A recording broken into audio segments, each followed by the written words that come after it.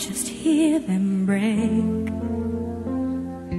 I am but a traveler in most every way. Ask me what you want to know. What a journey it has been, and the end is not in sight.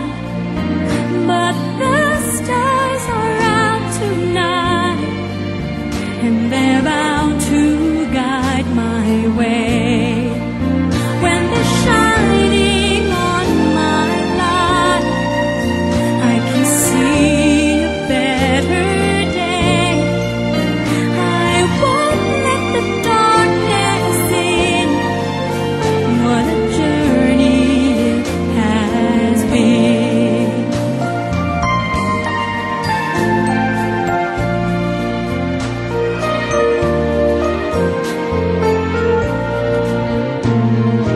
I have been to sorrow, I have been to bliss.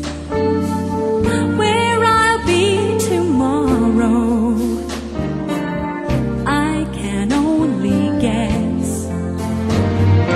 Through the darkest desert, through the deepest snow, forward, always forward I go.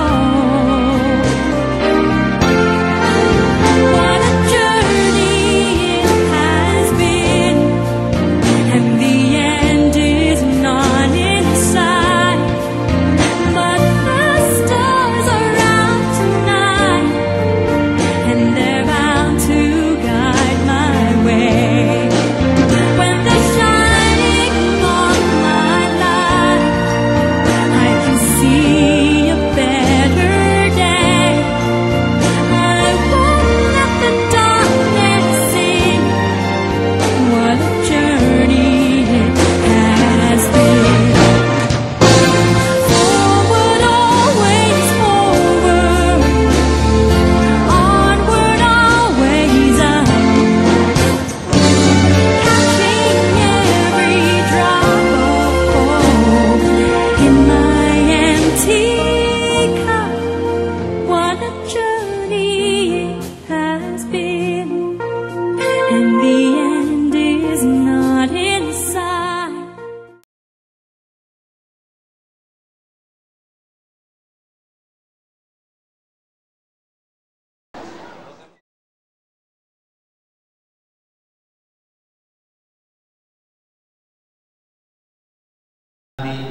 The Reverend Father Ibarra Soleta.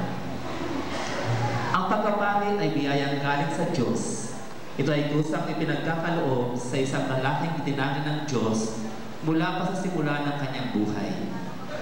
Kung kaya nga ang pari ay tinatawag mapalad, sapagat mula sa karamihay, kusa siyang pinili ng Diyos upang siya ay paglingkuran sa pamamagitan ng pagtataguyod ng kanyang simbahan at pagpapabanal dito.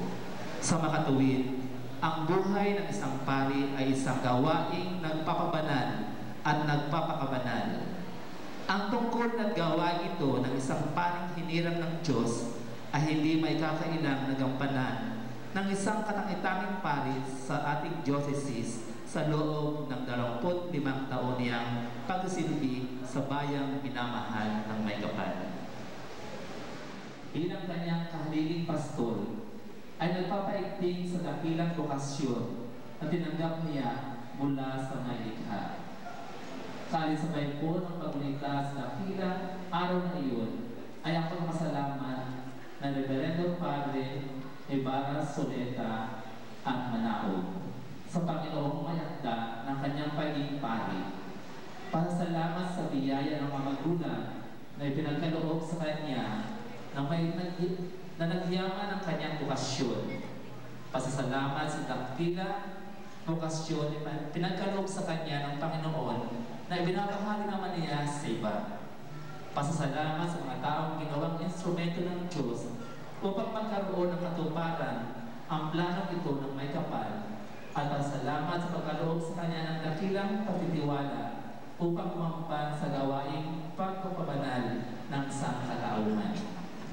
Samahan po natin sa Reverendo Padre Ibarra Soleta at Manao sa diwa ng kagalakan at pasasalamat sa kanyang pagdiriwang ng 25 anibersaryo ng pagpapari.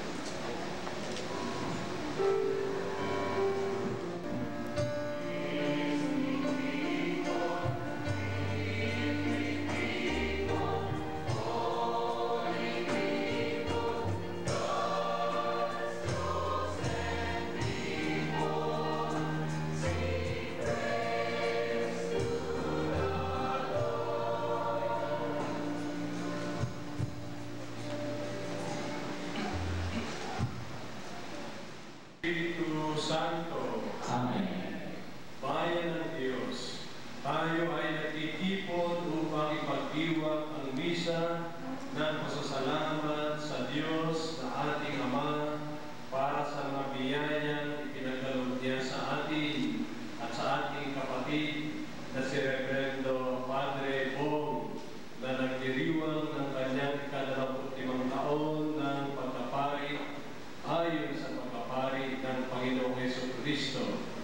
Ipanalangin natin siya at gayon din kami lahat ng mga pari upang kami ay tunay na maging tapat ng mga alagad ni Kristo at may padama sa inyong lahat ang kanyang presensya at pagmamahal upang tayo ay maging marapat na dumulog sa dambana ng Diyos. Tayo ay humingi muna sa Diyos ng kapatawaran sa ating mga kasalanan at pagkukulang.